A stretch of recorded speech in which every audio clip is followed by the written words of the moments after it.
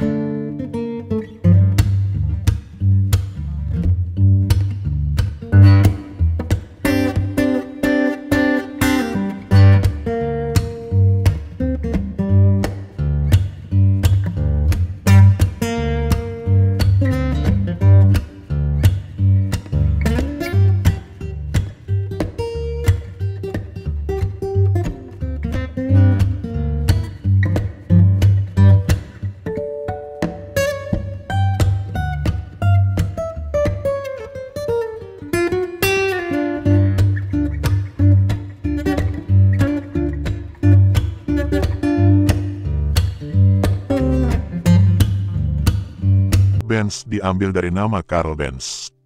Mercedes-Benz pada awal penciptaannya diberi nama dengan Benz Patent Motorwagen. Namun, Benz Patent Motorwagen mengalami kegagalan pada uji coba di hadapan publik hingga akhirnya dapat disempurnakan menjadi lebih baik sampai sekarang. Saat ini juga Mercedes-Benz menjadi salah satu merek mobil paling populer di dunia. Karl Benz membangun mobil ciptaannya dimulai pada tahun 1885. Hingga kemudian ia secara resmi menerima hak paten tepat pada Januari tahun 1886. Di awal produksinya, Mercedes-Benz hanya dilengkapi dengan 3 roda dengan mengusung mesin 1 silinder 954 cm3 yang mampu menghasilkan tenaga 0,75 bhp. Mobil karya Karl Benz ini dirancang dengan menggunakan mesin sentrifugal dan memiliki kapasitas 954 cm3.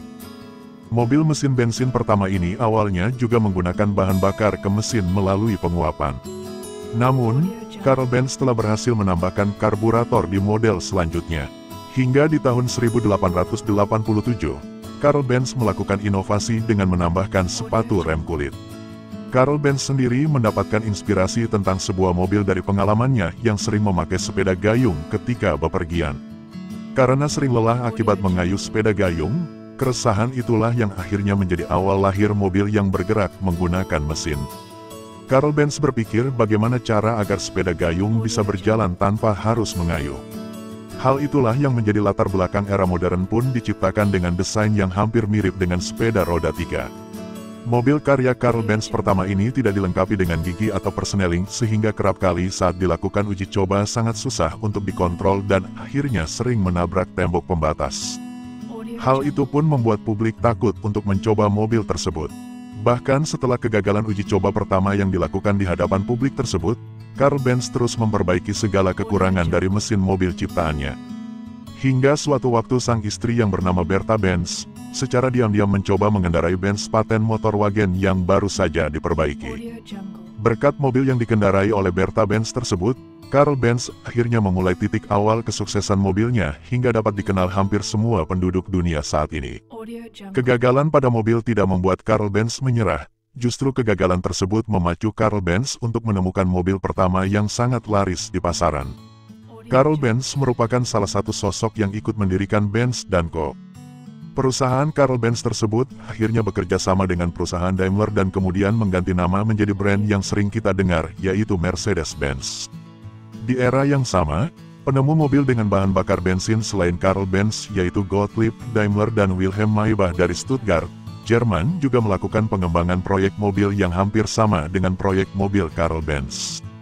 Mereka hanya kalah cepat dengan Benz yang lebih dulu menyelesaikan proyeknya dan mendapatkan hak paten atas penemuan mobil bertenaga mesinnya pada tahun 1879. Setelah era Karl Benz, muncul beberapa sosok jenius mobil yang baru seperti George B. Selden. George B. Selden merupakan orang yang berhasil menciptakan mobil yang menggunakan mesin dengan 2 struk pada tahun 1895.